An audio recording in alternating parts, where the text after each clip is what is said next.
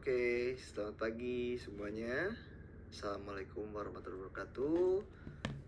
Izin perkenalan diri ya, mungkin teman-teman masih mahasiswa baru ya. Di sini mungkin ada yang belum kenal saya. Perkenalkan, nama saya Iqbal Indra Wuludin, bisa dipanggil dengan Pak Iqbal saja. Oke.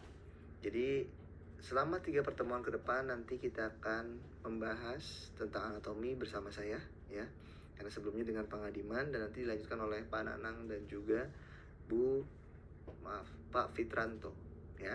Jadi nanti kita akan bahas sedikit demi sedikit terkait anatomi tubuh. Oke. Sebelumnya dengan Pak Ngadiman sudah membahas tentang tulang dan otot ya. Oke, jadi setelah tulang dan otot kita akan membahas tentang sendi.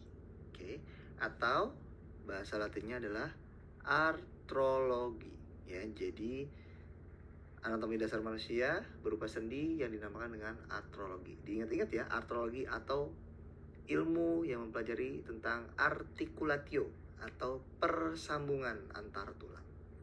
Oke, kita masuk untuk penjelasan terkait artrologi. Apa sih sendi itu ya?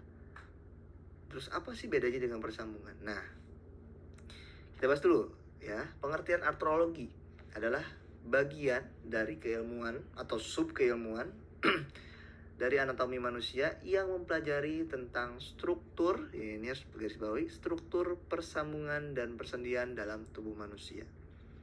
Lalu bedanya apa persambungan dan persendian?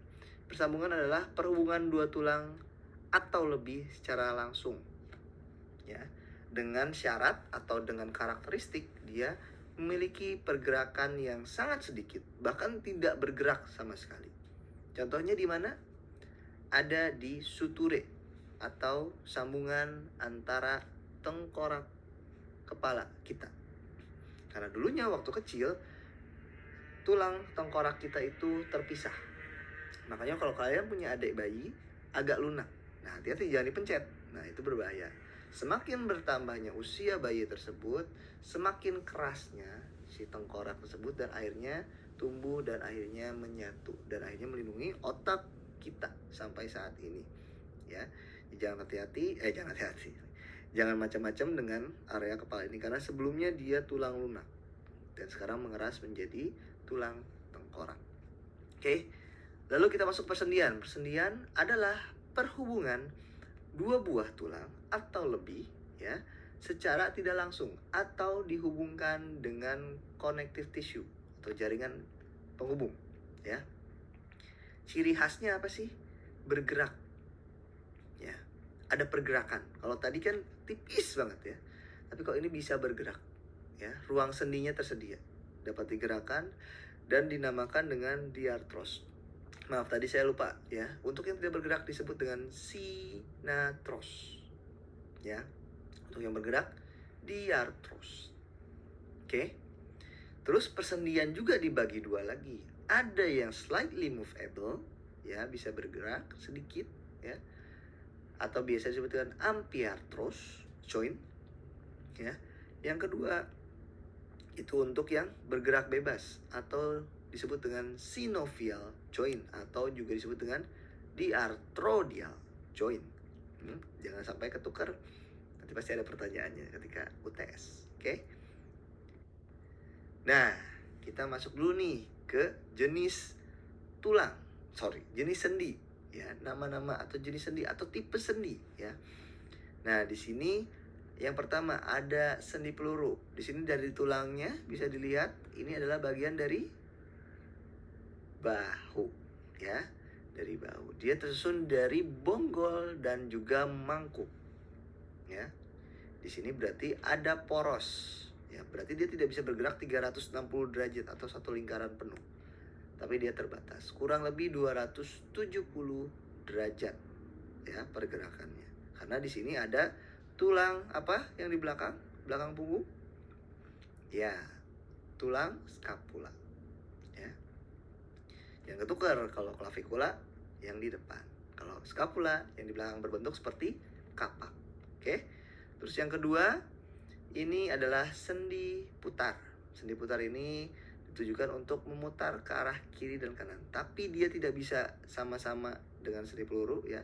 tidak bisa 360 derajat. Dia terbatas. Biasanya hanya 180 derajat. Contohnya di mana? Di leher dan kepala. Ya, kanan dan kiri. Ya, kalau manusia normal 180, tapi kalau mungkin dia punya fleksibilitas lebih, dia bisa sampai ke belakang, ya. Terus yang ketiga ada sendi luncur atau biasa disebut dengan sendi geser.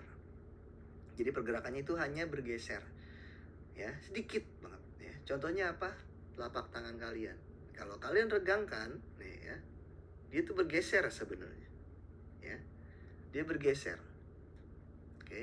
Atau digunakan seperti mau melambai-lambai. Nah, dia bergeser. Telapak tangan ya, telapak tangan. Masih ingat apa tulang telapak tangan? Ya, metakarpal. Ya, metakarpal.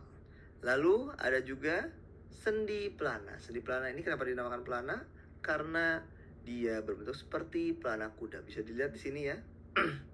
Ada semacam apa, dudukan lah ya. Kalau kalian sering naik kuda lepas ya, bukan kuda delman ya. Kuda lepas tuh selalu ada pelananya. Lalu di atasnya ada yang berbentuk seperti kacang ya. Ini yang tugasnya untuk menjadikan poros. Contohnya ada di mana? Di metakarpal dan juga falanx ya. Metakarpal dan juga falanx ya. Dia berbentuk seperti pelana.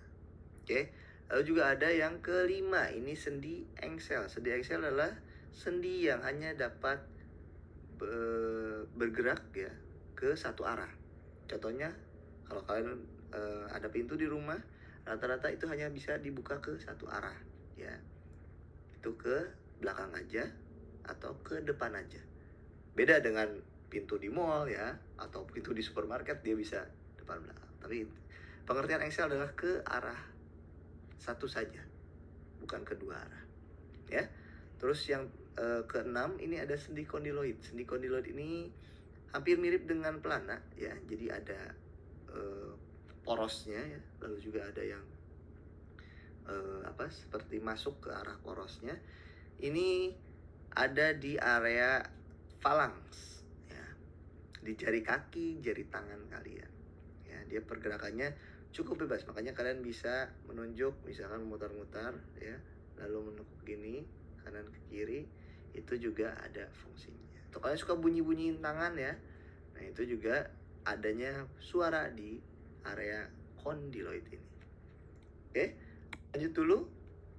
Kita masuk ke joint by joint approach ya. Jadi jangan sampai kalian salah dalam menggunakan sendi kalian, karena banyak ya guru olahraga, karena kalian bakal jadi guru olahraga ya di sini sebagai mahasiswa penjas. Beda dengan kepelatihan, beda dengan sport science. Kan ditujukan untuk mengajar nantinya. Jangan sampai ada anak didik kalian yang cedera ketika melakukan aktivitas fisik. Yang pertama ada mobile joint dan juga yang kedua ada stable joint.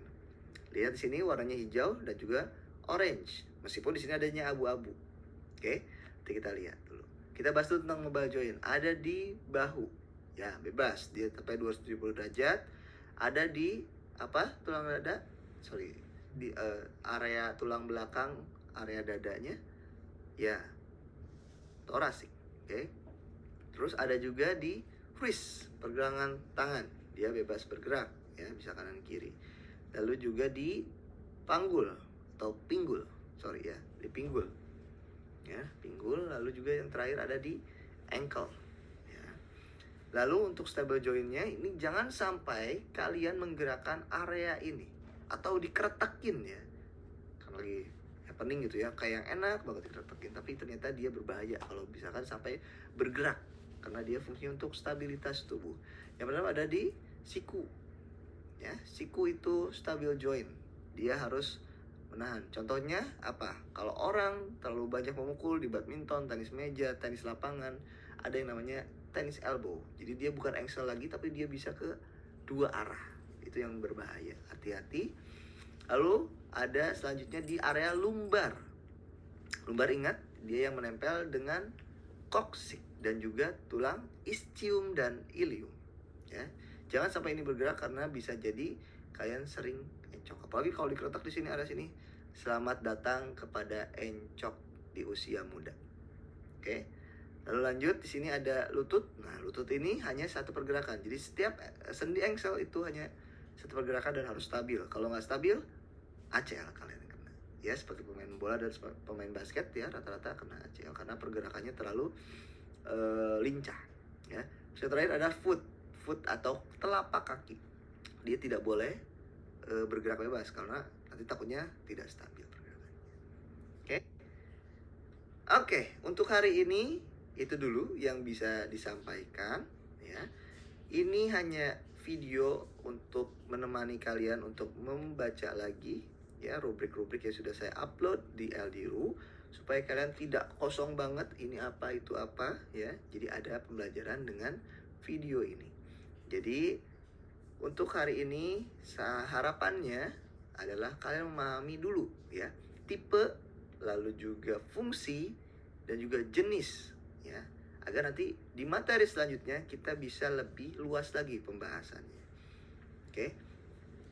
Jadi untuk minggu depan atau di pertemuan selanjutnya kita akan membahas tentang persambungan dan persendian lebih dalam lagi, lalu juga pembagian atau macam-macam sendi ya, yang sinovial tadi ya, sama yang apa, masih ingat? Ya, nanti kalau bingung baca lagi atau putar lagi video ini. Terus yang ketiga adalah type of body movement, tipe pergerakan tubuh seperti apa. Dan yang terakhir ini adalah modal untuk kalian terjun di dunia olahraga, 7 movement pattern in sports ya.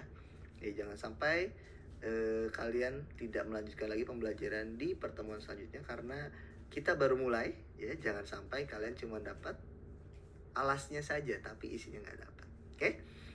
Kalau gitu sebagai penutup saya ada kata-kata untuk hari ini ya. Gerak tidak pernah terbatas, tapi Anda yang membatasi gerak. Jadi teruslah bergerak selama kalian hidup ya. Karena semakin banyak bergerak, sendi akan semakin terlumasi dan kalian memiliki area ruang gerak sendi yang luas. Oke, ingat mind and body connect. Jadi jangan sampai pikiran kalian terbatas, gerakan kalian terbatas, otomatis kalian akan cepat tuanya. Ya, tua itu pasti. Ya.